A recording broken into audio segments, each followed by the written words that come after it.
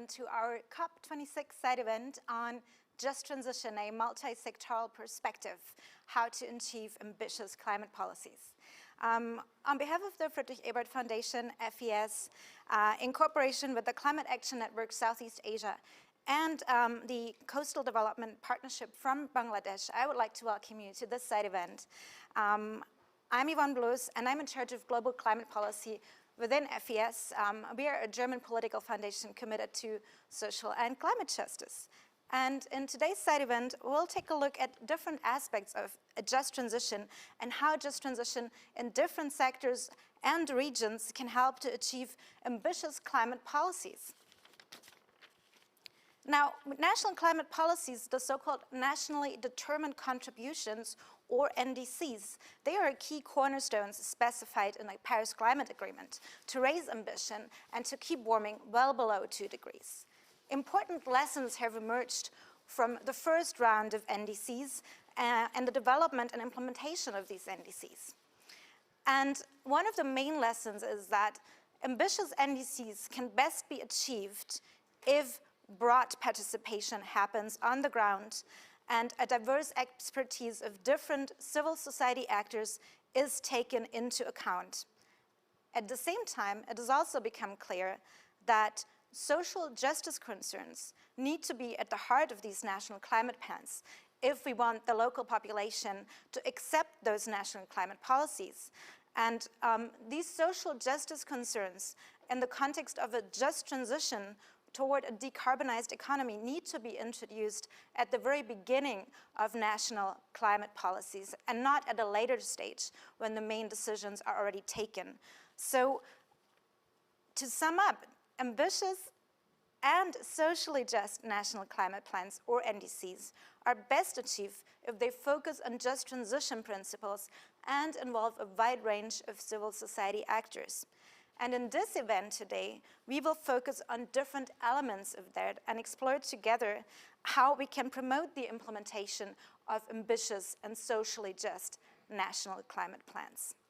So more specifically, together with our fantastic speakers from around the world, we will look at different examples from different regions. We will start with Victoria Brandeman. She works for the Wuppertal Institute, and she will look at how just transition principles can be implemented in the NDCs from a more policy-oriented perspective. And she will present the results of a joint study by Wuppertal Institute and FES. Then second, Nithi Nesadurai will look at just transition in the energy sector in Southeast Asia in the context of the work of the Climate Action Network Southeast Asia. Then we will move on to the Middle East and North Africa to see how just transition can work in the case of the mobility sector together with Hanin.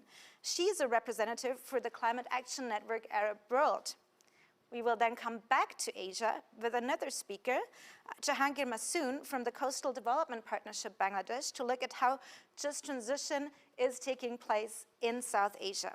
And last but not least, we will take a look at different just transition policies related to fiscal issues and structural change together with Lutz Ribbe from the European Economic and Social Committee. So without further ado, I would like to hand over to our first speaker, Victoria Brandeman from Wuppertal Institute. Victoria, you have the floor. Thank you, Yvonne. Yeah, it's my pleasure to present our research results today from a study we've done for the Friedrich-Ebert Foundation. And yeah, we looked at just transition in national climate plans. We see that more and more countries have just transition mentioned in their NDCs, and we were wondering how do they do that? What can we do to support this implementation and integration of just transition in the NDCs? So just transition is about leaving no one behind when we move to this climate resilient society and a low carbon society. And so ideally this process, I have to move the slide. Ideally, this process involves ambitious just transition, involves ambitious climate policy, as you can see on the slide. It involves stakeholder participation and social dialogue, as Yvonne already mentioned earlier. So social dialogue is an established cooperation between the government and employers' organizations and also trade unions.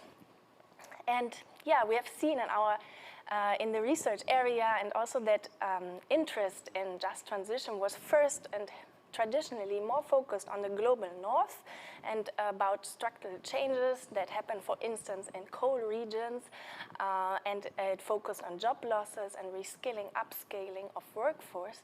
But we see now that in the global south, challenges are different and maybe also more complex.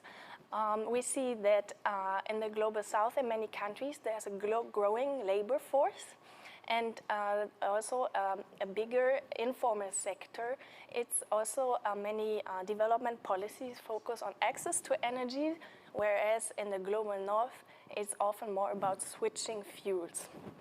So, yeah, how can we support the integration of just transition in the NDCs? We looked at 3 case studies and tried to come up with some conclusions and recommendations. Yeah, our countries were Costa Rica, South Africa, and Ukraine. And Costa Rica and South Africa already have just transition principles integrated in the NDCs. Yeah, it's quite a big part of the NDCs, and it's a very important theme there. And Ukraine is more at the beginning of the process, having just transition for the first time mentioned in the updated NDC this year. And yeah, it's interesting to see the difference from these countries, different approaches, like countries like Ukraine, mentioning it related to the coal phase out or coal transitioning of the coal regions, and in South Africa and Costa Rica, yeah, it's also linked to the energy sector, but more holistic, let's say. Yeah, also we were looking at the trade union involvement, because these stakeholders, of course, are very important actors in this process. And so we could see that, for instance, in South Africa, the trade unions were involved very early in this process, pushing for just transition already in 2011. And yeah, that was very interesting to see the differences. Also, social dialogue in South Africa was a well-established practice for a long time, so we think that has been very helpful in having just transition in the NDC, already in the first NDC. And then, yeah, clearly one of our conclusions is that participation, as Yvonne already mentioned, and is yeah, very key to have just transition principles in the NDCs. And why is it so important to have it in the NDC? Because afterwards, the policies and implementation are based on the NDC. And yeah, let me come to our recommendations. We have recommendations for the global level, for national governments, and also for the trade unions. And I will start with the recommendations for the global level. So we think it's yeah, very important to give guidance how to include just transition in the NDCs, and we see that there's already some guidance out there, toolboxes, and it's important to increase the visibility of just transition in general. Also clarify the principles of a holistic just transition concept. Highlighting the relevance of addressing just transition in the NDC preparation process, and also providing a basis so that countries can exchange on best practices, because it's not a one-size-fits-all concept. It really needs to be tailored to the challenges that each country or region has. Then we have recommendations for governments. It's important for the national governments to develop, as I said, a country-specific vision on just transition. What does it mean related to the characteristics of the country? Which partners should participate in this process? And is there already a social dialogue? These are questions that governments can ask themselves. Also we think it's really important to align this just transition process with the NDC preparation process, and to include early on various perspectives on these topics. And finally, we have some recommendation for trade unions. As I said, they are important actors, potentially very important actors in this process.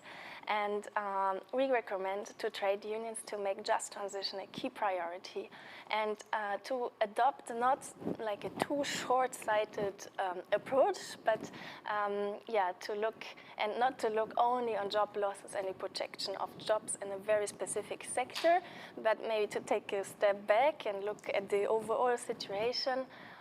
Yeah, what is really helpful also are capacity building initiatives for trade unions that work more at the local level and to exchange with trade union movements from other countries and on the international level to have this exchange.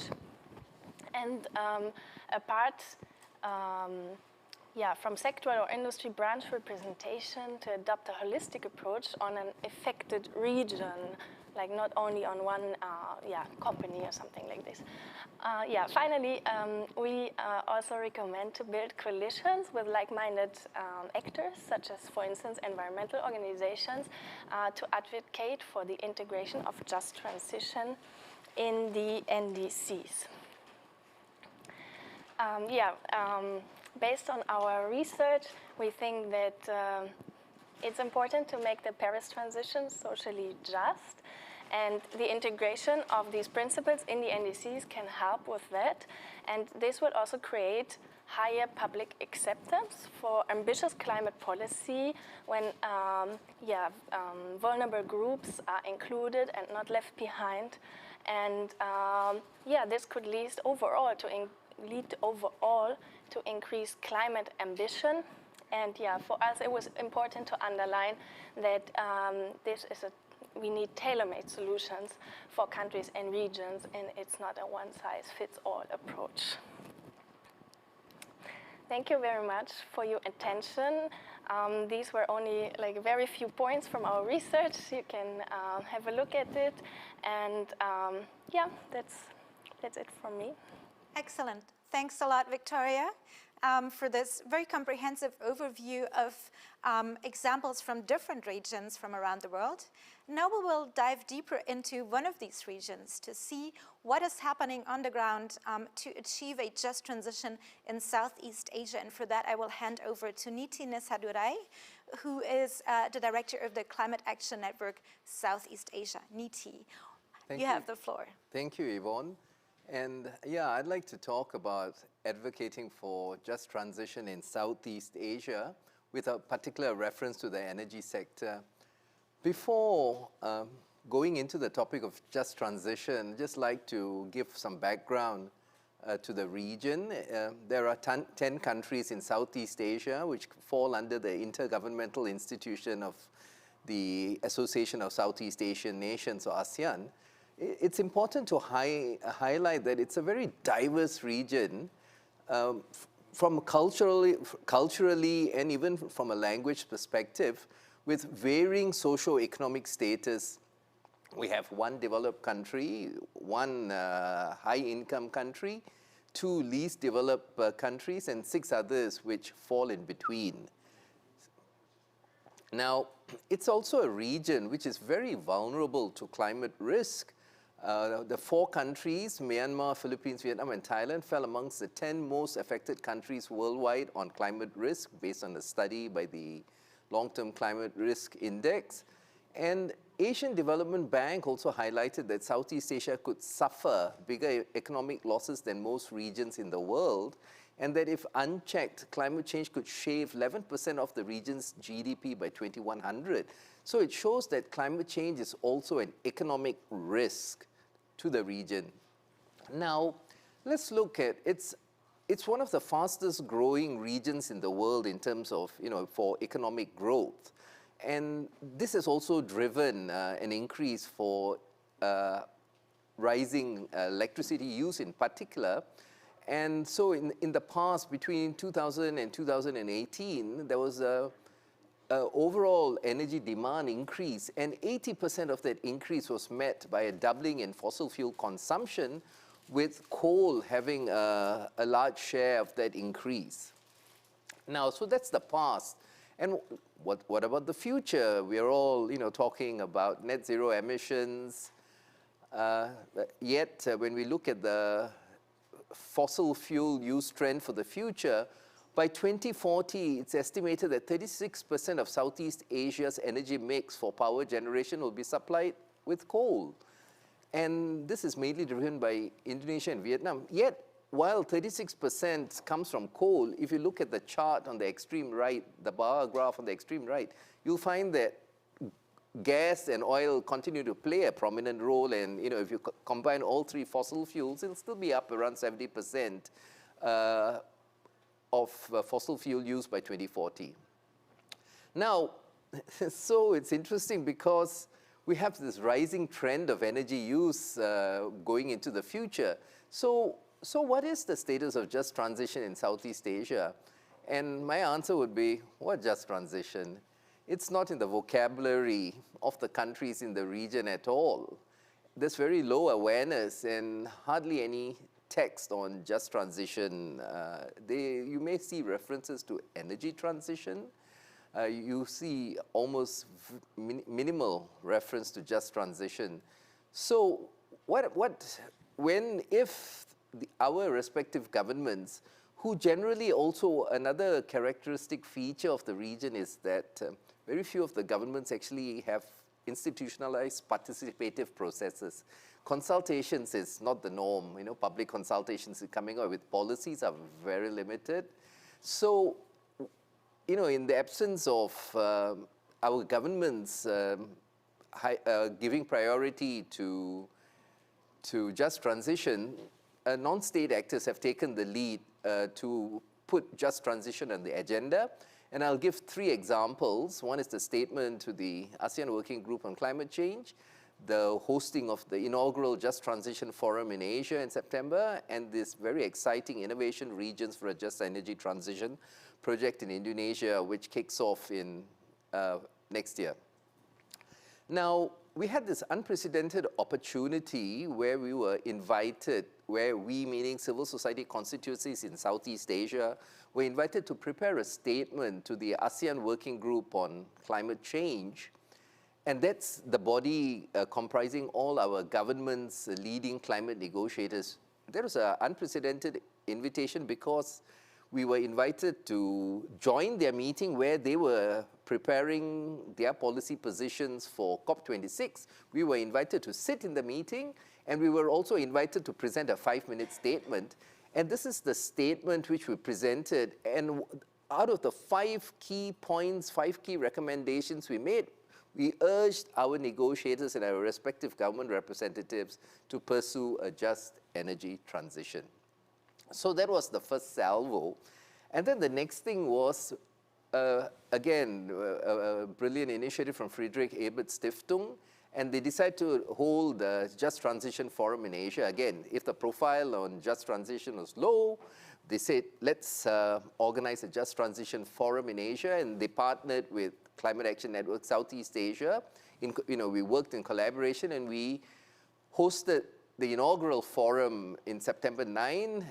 There were 3 panel discussions, 1 keynote address, and 3 transformational labs, which was bringing experiences from the ground on just transition. We had more than 170 participants. It was very well received, and as a result, this forum is now institutionalized, and it'll become an annual event from 2022. So we are going to be discussing just transition every year in the region. And hopefully, government will catch up. The third example I mentioned was this BMU IKI, they are both German government agencies, project on innovation regions for just energy transition in East Kalimantan and South Sumatra. These are 2 active coal mining regions in Indonesia. So we did a scoping study from March to September this year, and the full project kicks off next year and goes on for 4 years. It's a consortium led by the German agency GIZ, together with Climate Action Network, International Institute for Sustainable Development, International Labour Organization, International Trade Unions Confederation, and Wuppertal Institute, and Climate Action Network Southeast Asia. So let me share a little bit about this project, and let me give some context. When we talk about Indonesia, the main experience on just transition has come from the developed countries. So in this context, Indonesia is a major exporter of coal. So it's 11% of national exports of Indonesia actually come from coal. So it has a significant economic contribution to the country. And the second thing is we were going to do the project in 2 active coal mining regions in East Kalimantan and South Sumatra. So this was the model of the project. We were going to shift from a coal-based, unsustainable energy system to a net zero, low carbon and climate resilient energy system, from local economies heavily dependent on coal to more sustainable and just local economies and communities. And in between, in the blue, the rectangle in blue, there were 4 components, from knowledge and awareness raising to planning and coherent policy strategies to transformational measures. What is particularly exciting about this project is that, when we look at the traditional just transition model, it involves tripartite, which is the employer, employee, and government. In this case, we've made sure that the communities and the other stakeholders, who are far larger than just the workers and the employers, are central to this whole process. So there'll be stakeholder involvement, stakeholder engagement, and stakeholder consultation, whereby they will work together to come up with their alternative vision for the future, which will be green, which will be sustainable, which is centered on justice. So it's a very exciting opportunity, and we hope that at the end of it, there'll be an institutionalized process where there's a consultative process, maybe led by the local authority or the regional provincial government, where the communities have a seat on the table to discuss just transition. So I had mentioned that we had done the scoping study from March to September this year. We couldn't travel to the regions because of COVID. In spite of that, we did 16 weekly meetings and 5 workshops. This was part of the planning process. We did 19 interviews and 9 group discussions covering 78 resource persons with stakeholders. This included 8 ministries and 4 subnational governments. And while there were varying expectations on the outcomes of the project, most of which was positive, the ministry this has also got the full support of the Indonesian government. And the full project, as I had mentioned, kicks off from 2022. So it's a wonderful opportunity to really come up with a case study for just transition and how we can implement it. And we are all very excited about it and look forward to commencing the project. Now, I'd just like to wrap up by saying that, the international agency says that as a region on the rise, ASEAN can lead the world in addressing the climate crisis with ambitious greenhouse gas emissions reduction and adaptation action and exceed its sustainable development goals. It's thrown a challenge out there to us in ASEAN, and we plan to take them up on it. And another recent emergence, this very fashionable thing at the moment, is to come up with declarations for net zero emissions by 2050. The latest being Vietnam, which announced it last week here at the World Leaders Summit. So this is something, again, we can leverage with our governments. I must say that many of them have made these announcements with few plans or roadmaps. So we can work collectively with them to come up with a really green, climate-friendly vision for the region. So in conclusion, I'd like to say there are reasons for cautious optimism in Southeast Asia, in spite of the current trend of upward increasing use of fossil fuel-based energy. While we are here at COP26, we want to track developments on just transition in the negotiations under response measures and take them back to our governments. They're not going well. I have to mention that. Keep on promoting the just transition agenda through our respective channels.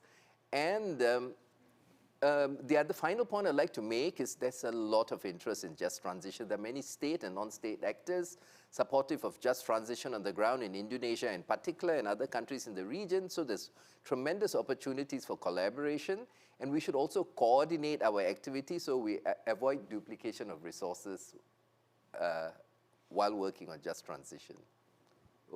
Excellent. Thanks very much, Nithi, for this cautiously optimistic overview of what is happening on just transition in Southeast Asia. And as the former director of our regional climate hub in Vietnam, I'm especially happy to see that you have institutionalized a Just Transition Forum to help further the debate on this topic that still seems to be fairly new for this region. So that's excellent. So from Southeast Asia, we are now virtually traveling to another region, to the Middle East and North Africa. And with us here is Haneen Shaheen from the Climate Action Network Arab World, and she will talk to us about different just transition initiatives on the ground with a particular focus on the mobility sector. So Haneen, we're curious to hear from you. What's happening in just transition in your region? Yeah, so the Arab world is very wide and different between its cities, because we are having a very overpopulated countries and very rich countries under conflict, countries facing wars, political situations. So mobility differs according to the status of the city or the country we are talking about. With a population that is going to reach is like now 569 million, and it's like rapidly increasing and rapidly growing. Mobility is a very big challenge in the Arab world countries, and governments are trying to or planning to do lots of mega projects that can control that kind of growth. However, it's still 80% in most of the countries depends on private mobility, and it depends on their own or the off-grid mobility projects, and there are no there is no diversity and the options that is on the plate for people to use, and not sustainable as well ideas or sustainable solutions for safe mobility for all citizens across the countries. For example, if I'm taking Egypt and what we have faced during the last couple of years in the huge transition happening in the transportation sector, for example, and how it is Egypt succeeded to have a mega urbanization plan and development plan when it comes to roads, sustainable projects like monorail, new lines for the metro, the fast, the high-speed train. However, we are 100 million, and they are not feasible and available for all citizens to use. They are still not enough, and they don't cover the whole country. They are centralized, and people still are using their own vehicles to commute. Also, there are no pedestrians, there are no bicycling, cycling, there are no motors, all these other ways of or the safe access to other transportation systems are not yet there. Adding to the quality of the service already that it is provided, whether the on-grid or like with the governmental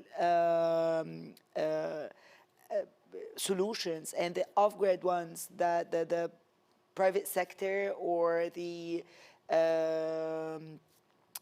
private owning buses and shuttles and that kind of things. The amount of quality, the amount of safety is not yet there. Same as Lebanon, same as Jordan. We are very similar, especially this part of the region, on how the transportation systems are totally depending on the civil or like the income of a person, not a holistic plan. However, there are very wide actions taking place, and lots of legislations are taking place in order to obtain and bring on more facilities and more projects to contain that kind of pressure on citizens. But still, there are no what I can call it. There are no solid actions towards disabilities, towards gender, towards accessibility, towards equality to receive the service. So they are all centralized in the capitals. The other cities, they don't have the same facilities. The other cities, they don't have the same quality of service in terms of mobility, and the huge development taking place are still don't put in consideration the financial income of citizens and how they are acting towards that. The taxes are put in on the oil and the gas that we are using in the vehicles is adding another pressure in the process of income. So the whole process is still very pressured, and the development happening is not as fast as the demand. But the success stories when it comes to the electric buses, the private sector supporting the governmental sector, the enhancing of the quality, the mega projects like undergrounds, monorails, high-speed trains are still taking place, and unfortunately it depends on the finance and the investment and the amount of investment happening from mega countries to the Middle East. But lots of things happening. I believe that in the upcoming years, in like 3 or 4 years, the transportation systems in countries like Egypt, Jordan, Lebanon is debatable, but Morocco is going to take it's going to look totally different from what we are facing now, with a very mega infrastructure projects that can obtain the rapid growth of a population. That's it. Thanks a lot. Thanks a lot for this overview of what is happening in the mobility sector to achieve a just transition in the Middle East and North Africa.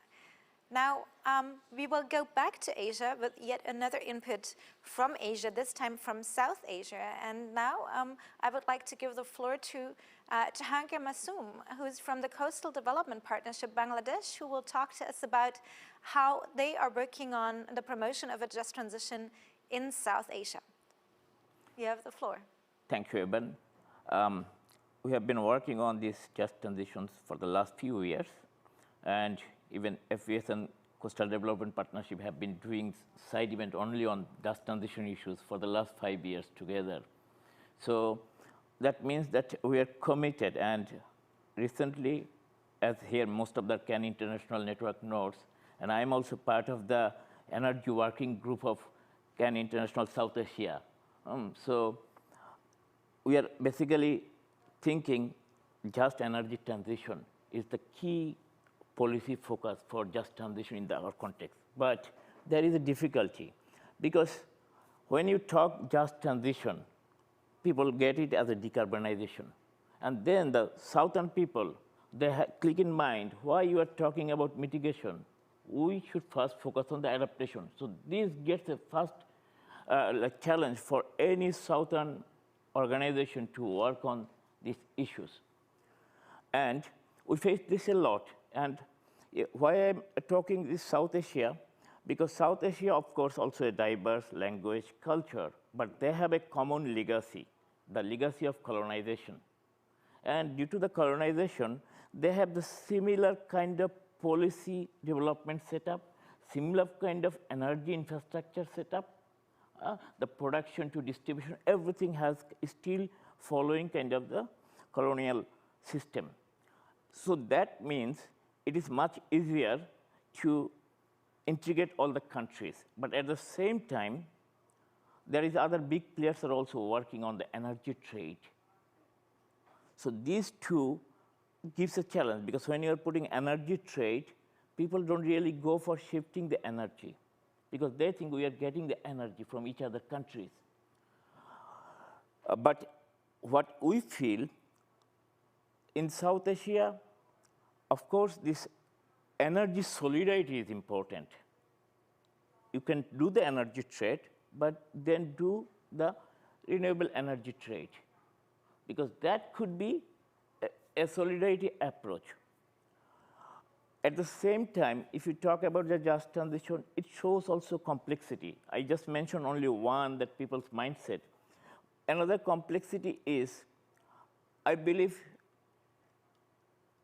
existing just transition principles, they did not connected the principles of intergenerational equity very strongly. Because in South Asia, when a child or a youth, or whoever even still unborn, they really get an unjust setup in terms of transition, because they are much way backward than the global north in terms of starting the transition. So this one is basically our driving force, because we are telling people that, okay, we also need a just transition, because our future generations will not survive, or we can make a better system for our future generations. So this is a debate we are trying to promote, because there is like a difference in the context of just transition, global north and south, and how we can bridge the gap. That will be a key challenge for us. And I think there also need solidarity between the global north and global south. So in terms of solidarity, what we did, we basically tried to identify what kind of area you can really focus that could start the transformation. For example, energy. We all know energy is the key driver for this global warming. So 1.5 degree, if we consider that this is our goal, that means you have to initiate a transition process from this fossil fuel to a renewable energy system. But that does not ensure that the transition will be just, because, for example, the current market-based approach of the energy system, if even you put the production renewable energy, but this market-based approach will not ensure that all the poor people will have access to energy. So that's why we put just before the energy transition. So that we commonly call JET. And I use JET as a kind of a symbolic, because we need the transition very speedy way, like a jet force, not like the cattle cart force. So in this context, we are trying to identify that where, as a civil society, we can also contribute. So, for example, in Bangladesh context, we are privileged that renewable energy, solar-based home system that has been quite a long time. Now we are more than, I think, 5 million solar home systems in the country. So people culturally have somehow adopted, and most of that in the remote villages. And in South Asia, you have hundreds of thousands of villages that will be very difficult to connect with the national grid in the next 15 years or 20 years. So that means even the fossil fuel, if you push that in an excessive way, it will not ensure people's access to energy. So why should we really invest on the fossil fuel if that does not ensure people's access to energy? And in that context, we also found that the current electrification system, because the electricity is the, we believe, the future of transition, because currently people use energy in different modes, one for heating, one for energy, different purposes, one for industrial production, one for cooking. But in future, if you can produce the electricity from the renewable sources that much abundant, then you can use the same electricity for all the purposes, from your car to your cooking solutions. So that means you can reduce the cost, everything, but maybe the challenge is you have to shift the infrastructure as well. So, and why we are too much concentrated on the infrastructure? Because if any country puts an energy infrastructure, that will remain in there for at least 40 years. So you cannot really scrap it out quickly. And there we need the policymakers' attention, because once they decide that they will go for coal-based power plants, that means you are stuck with that coal-based power plant for the next 40 years. And unfortunately, in South Asia, most of the coal-based power plant is driven by government-to-government contracts. It's kind of a system where the government export credit agencies, they provided finance to two companies of two countries, and they merge one company, and then they produce the power plant. Even, for example, in case of Bangladesh, the Rampal power plant, that is between the cooperation between Indian government and Bangladesh government, no commercial bank wanted to finance that project. What happened? Indian Export Credit Agency financed the project. So if we consider the main drawback for just energy transition is the public finance. So if public finance continues like this way, we cannot really move forward. So our key policy recommendation would be, we need public finance for just energy transition, because then the private sector will feel interested. If the public finance goes to fossil fuel industry, then private sector also will not be interested. That's happening in South Asia. But the good news is, whatever the market mechanism and others, coal-based power plants are not economically that much viable. Even Bangladesh government decided to dump 22 power plants that they are going to build in future. India already has dumped so many, I cannot count. So that means they are not economically viable, and especially not viable because when you do this kind of power plant, you are basically depend on imports from other countries. For example, Indonesia, when they raise the prices of the coal, Bangladesh government cannot really access to coal. So they have to really decide, okay, we will not go for that. We will maybe try another way. And another challenge for, I think, just energy transition is too much input from the developed countries or the oil sectors, the liquid natural gas, this LNG, they're trying to promote this one. So in a nutshell, what I would say, that this is an area where we also need academicians' input, civil society inputs, and people's voices. And I would say people's voices are missing in the energy policy debate in whole South Asia. In fact, people's voices are suppressed because most of the time when there is a coal power plant, people are really fighting against it. And that is always suppressed by the governments. So how we can ensure people's voices, how we can educate people that why just transition is a people's issue. So that will be our key focus. And how we will do that, that could be also another events issue. Thank you very much. Thanks, excellent, Masoom, for these impressions from Asia, and yeah, also for sharing some of the difficulties you are facing in your work as you're trying to promote the issue of a just transition, and for sharing some very specific recommendations as well. Now, from South Asia, we will come to our last speaker, who is connected to us remotely.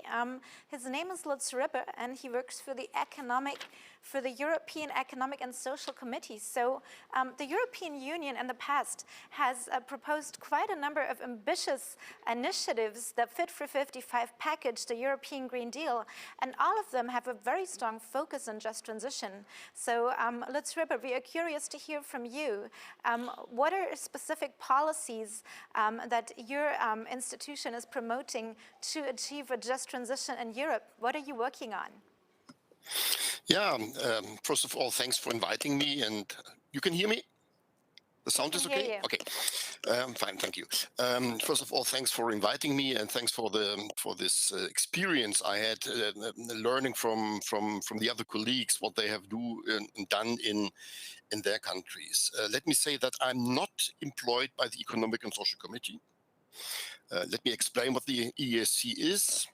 We are an official institution in the EU, and our rule is to advise the decision makers. We do not make decisions. In Europe, it's like this: whenever a new regulation, a program like the Green Deal is coming up, the Commission makes a proposal.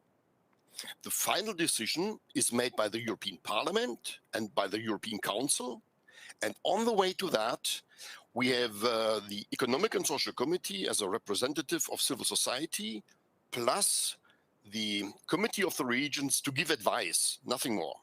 Okay, and we are not employed by the committee. It's a voluntary job. We get our daily allowances, we get the travel costs, but we have our job. And my job was, until I became retired, beginning of this year, I worked for 37 years in the environmental movement in Germany. So my background, I'm a landscape architect, and yeah, I have and that's why I was selected and asked by our government if I want to become a member of the Economic and Social Committee. Okay, but you're right. We have a lot of promises in the EU made by the politicians. The main problem I see is that we always have good promises by the politicians. It's a pity, for example, we have COP26. The promise was, and if you have a look, and if you take a look to the convention, the climate convention, Article 2, the ultimate objective of that climate convention was to stabilize the greenhouse gas concentration in the atmosphere at a level that would prevent dangerous interference with the climate system. This was a promise. What have they done? Too little. Then they promised that we go to 1.5 degrees. They will not succeed. They promise a lot. And my impression is it is easy to promise a lot of things, but it's hard to realize them. And there are interests. And that's why I think it's good to understand and get an impression about what our committee is advising the politicians. And let me choose the example of energy, because a couple of colleagues have already spoken about just transition in the energy sector. I think the energy sector offers us a lot of possibilities to make the transition really just. Why? The old system, we just heard that, the old system based on fossil energy or on nuclear is based on big and centralized power stations owned by a few huge companies. And they took a big advantage out of that system. They produced, we consume, we used, we pay, and they earned. It was a fantastic business, and it's still a fantastic business. And the changes now we see are not just a technical change from my point of view. It's not just to change from fossil and nuclear towards renewable. We see that it is a structural change. Why? Solar, wind, biomass are local resources. You have them everywhere, everywhere. We just heard that, everywhere. And often the conditions for renewables are much better in, for example, go to Chile, where the conditions for solar is much better than here in Europe. The question for the future is, who is allowed to take advantage and to make money with energy production? In Germany, I'm a German. As Friedrich-Ebert-Stiftung is also from Germany. I'm proud to see the activities of the Ebert Foundations worldwide. Really great job. I very much appreciate that. In Germany, we have already 50% of our electricity coming from renewable energy. And I do not know whether you are aware that 90% of the installations, of the capacities we have in the renewable energy sector is not owned by the big utilities, but by private people, farmers, cooperatives. They started the change. It was a bottom-up initiative. And the big utilities were not interested at all. Why? Because they had good business. And they couldn't deal with these decentralized systems.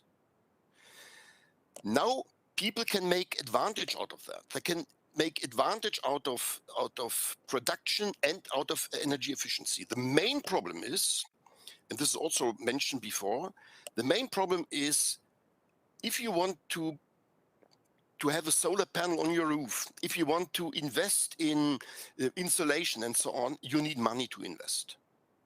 And a lot of people do not have the money, and that's why we need not just regulations to make it possible that we produce our own electricity in cooperatives and so on, that we have the structural change in the energy system. It is also very much needed to give money to those who should be the player. And we have clear statements from the European Commission. You should know, our colleagues worldwide should know that we have set up a so-called European Energy Union in 2015. And the idea behind that was we want to reduce the import of energy, oil from Putin, or gas from Putin and from the Czechs. We want to save the money. We know exactly whenever you import energy, you export money. You have to earn money and you make other people rich.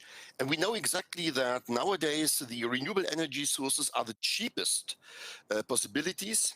And the Commission says we want to go that way.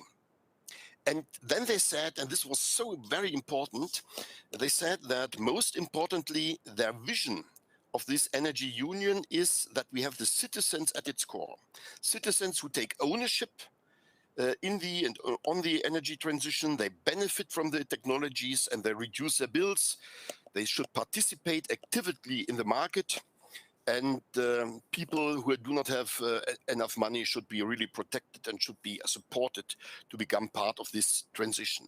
Problem is promise and reality. Now we see that we have, for example, we have an onshore strategy for onshore wind. We have a strategy in Europe for hydrogen. You need big investments for that. We do not have a strategy for onshore wind, decentralized, or for photovoltaic. And I give you just a very simple example before I come to the end. A modern windmill, a very modern windmill, 250 meters high, a capacity of 4.5 megawatts, produce as much electricity as 7,000 electric cars will need. And we will move to electric cars. It cost 5 million euro, not more. 7,000 car drivers each put 700 euro on the table. And they buy together a windmill. And this windmill with 700 euro investment will provide the electricity their cars will need for the next 20 years. Okay, I know you need maintenance and so on, you need to use a grid, but it could be a very, very cheap option. We can benefit, people can benefit out of that system, the regions can benefit out of the systems because you produce your own electricity, you can convert electricity to heat and so on and so on. There are enormous possibilities, but we need the regulation. And my impression, my personal impression is, sorry to say that, the politicians are not ready to do that. They promise a lot, they speak about it, but they are not ready. They speak about leave no one behind. Yes, it's a good slogan. We know it from the Sustainable Development Goals. But in reality, the situation is that now the old utilities understood we need a new business. Coal and nuclear will not be the business for the future. That's why it's us again. It's us again to move into the renewable sector. But to keep the system as it was, we produce, you use, you pay, we earn.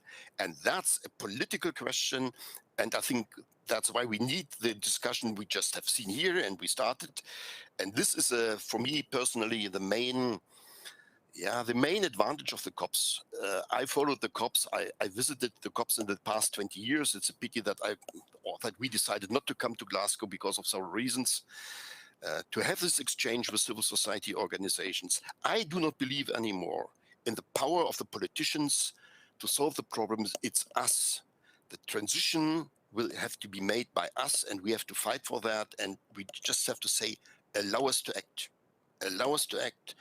And final remark, to give also a positive view. I run a project in eastern part of Poland, in the very eastern part of Poland. Poland is well known as a country with a lot of coal. And in that part, the people understood we do not want to make just renewable or use renewable energy because of climate reasons. We want to develop our region economy by that. And there is a mayor in a very small village. And what he has done is excellent. He said, the people in my village do not have the money to install solar panels. But we have the structural funds from the EU. There is money available without any end. And we can use it for big investments, or we can use it for small-scale investments. And he organized that already now on 50% of all houses, they have solar installed. It was with public money to invest for private people, contracting and so on. So we have enough possibilities, and the Economic and Social Committee is really fighting for this kind of just transition. Thank you. Excellent. Thanks very much, Lutz Ribber, for these motivating words at the end there. The just transition is made by us, by the people. I think all of these presentations have given us a lot of food for thought, and we do have a few minutes left for a round of questions. Now, I would also like to encourage our virtual audience, if you do have any questions, please reach out to us virtually. You cannot be here in the room with us, but please try to engage with us remotely, and we'd be happy to answer your questions as well. So the first question for me is, Lutz Ribber has hinted at the climate conferences. He has seen many of them. Nithi, you've also said that you are trying to engage in the discussions on a just transition here at COP26. Now, most of us are here at COP26 at the moment. And Nithi, why don't you start? What are your impressions at the moment? In how far are just transition principles integrated in the discussions? And you've already said that it doesn't look so good at the moment. Would you care to elaborate and share a few thoughts on that? Yeah. The good thing is that just transition has been institutionalized in the text of the Paris Agreement. So the discussions on just transition actually come under the response measures. So there's a so I actually was following the negotiations for the last couple of days, not in its entirety, because it's been very slow, it's been tedious, and there's a lot of division in the room, unfortunately, depending on which country the participants are coming from. So at the moment, I mean, like, just how to define what response measures are, there are like 6 options, which they have to narrow down to one final text. So I'm confident that eventually they will get to a text which is accepted by everyone in that process. The only thing is whether it will be a text, the final text is acceptable to all of us remains to be seen, because ultimately this is a process of going down to the lowest common denominator. So whatever it is, they are working quite hard at it, just hoping that they come out with an outcome which will be accepted by, which will be satisfactory to us. Thank you. Is there anyone else who would like to comment on that? What are your expectations coming out of this particular climate conference? What would you like to see in terms of just transition being achieved? Well, I think Paris rulebook finalization is very important, because without that, you cannot really formally start just transition in the COP process. And for that also, 1.5 degree goal, this consensus is very important, because this one will drive the just transition process. So if we can get these two, then other things will naturally come out. But I always fear that there is a, like finance always used as a carrot in the negotiation, especially the bilateral negotiations, is really a backstabber in the negotiation process. And there is a lot of groups now in the negotiations. No? Even big groups, and they are split into a couple of groups. So this dynamics is really, I am cautiously optimistic for that perspective. But, and also civil society is not very much active on these issues yet. Only a few handful organizations I see consistently working on these issues. So, like the way loss and damage issue is followed by the civil societies nowadays, not yet, especially the southern people are not very much involved in the process. And if these two achieved, then I think everybody will join in the process. Yeah, thank you. Is there anyone else who would like to comment? What would you like to see coming out of this climate conference with regard to just transition? Well, I'm still, unfortunately, not so optimistic on how there is a will to actually do something. And it's been like more than 5 years now, and we are still fighting on the same issues we've been fighting since the agreement. And I'm unfortunately not as optimistic. However, it's I was optimistic before I come here. I thought that the scope is going to be has more solid outcomes and like actual implementation plans that we can like pilot at least and take forward. But unfortunately, we are still talking, and the civil society presence is very rare. There's a huge private sector presence, which is, it tells that if the finance is there, there is good investment can be implemented, and if the will is there, lots of things can take place on the ground. However, we are still, now we are one day like away from the end of the COP, and we are still worried on what is happening behind those closed doors. So I'm not super happy, unfortunately. All right. Well, thanks a lot for sharing that, even though it is a bit more of a pessimistic outlook. I do see that unless you would also like to comment on that question. Yeah. Yeah, you know, I had no expectation on that for this COP. And that's why I'm not frustrated. What I see is that civil society makes a lot of pressure to the politicians. They will not find a good agreement. I didn't expect that. You know, I thought the climate convention was a good one. As I said, you know, we will avoid negative impact of human to the climate.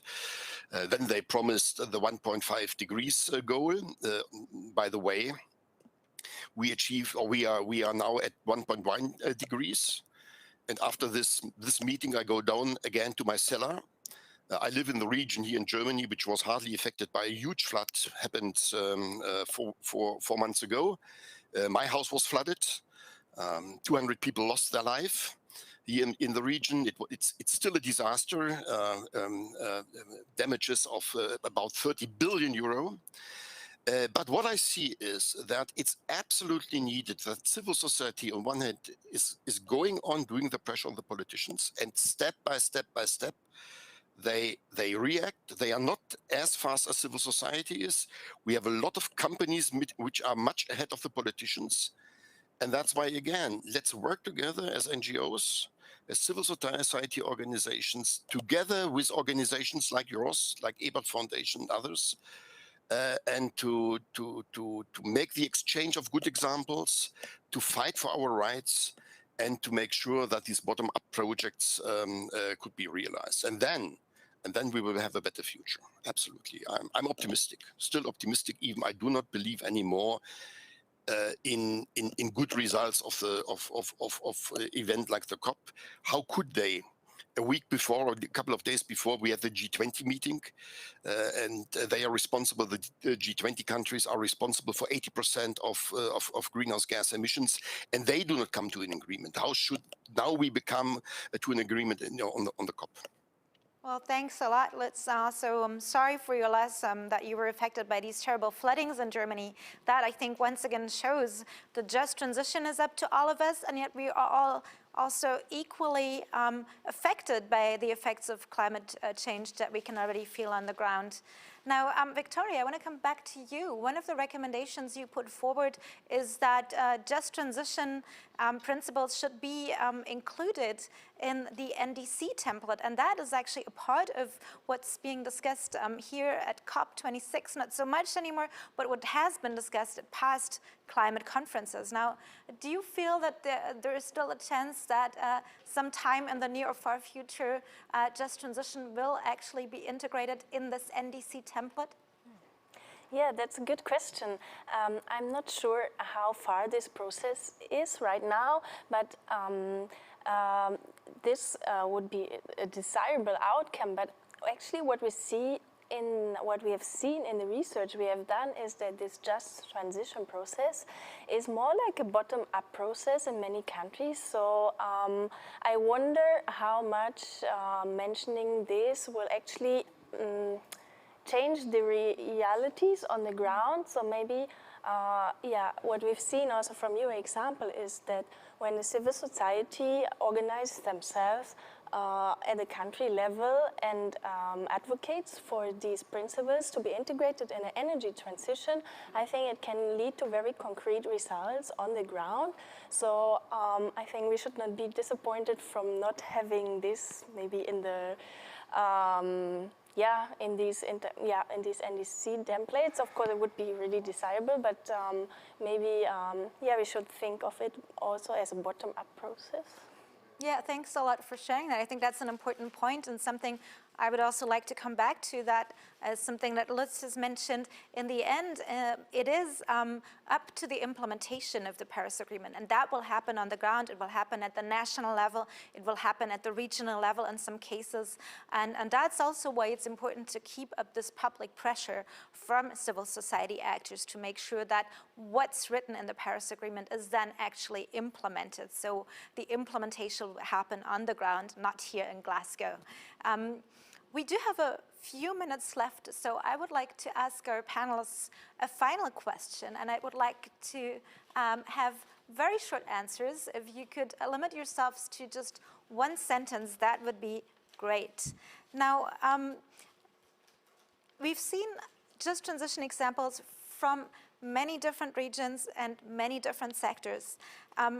What do you think, why is it important in your sector to achieve ambitious climate policies, and what is the role of just transition here?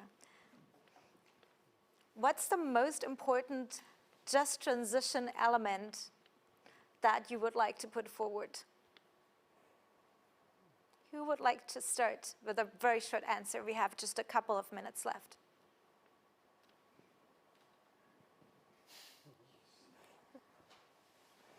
It could also be just a word that comes to your mind. Okay, Lutz, you would like to give it a start, sure. Yeah, I can formulate very long sentences, be careful.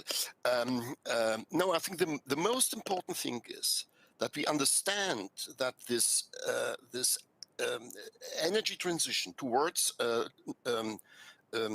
carbon neutral economy offers us enormous potential to reduce energy poverty, to develop regions, and to make bring a benefit to each and every citizens on this world. And if we understand that, and if the politicians agree with that, then we have, then we will face a good future. Great. Thanks a lot for these two sentences. Now, who would like to add? Yeah, good. There we go. I believe just transition is it gives us the inclusivity we are looking for. It includes everybody. It gives us not high equality thing, but there is equality in just transition. It does not literally leave anybody behind. So that's what I'm looking for in it. Excellent, thank you. Masoom, up to you. I think this will make our future generations' life just, and they will be the future decision maker, future political leaders. So if they understood the issue, so they will make the next world much better than that we are currently creating. Thank you. Who would like to continue? Yeah. Just transition is here to stay. So we've had the net zero emissions declarations. It's there in the Paris Agreement, which our governments have agreed to. And we are also, governments have already said they are transitioning away from coal. So in that process, just transition is here, and it is our role as civil society to create that institutional, to ensure that our governments create that institutional framework where just transition is mainstreamed in every decision which they are made with regard to energy transition. So I think that's the way to go, and that's what you have to push for, where every decision, in every decision related to energy transition, just transition is an integral component of that. Thank you so much, Nithi. Victoria, you have the final words. Oh, wow.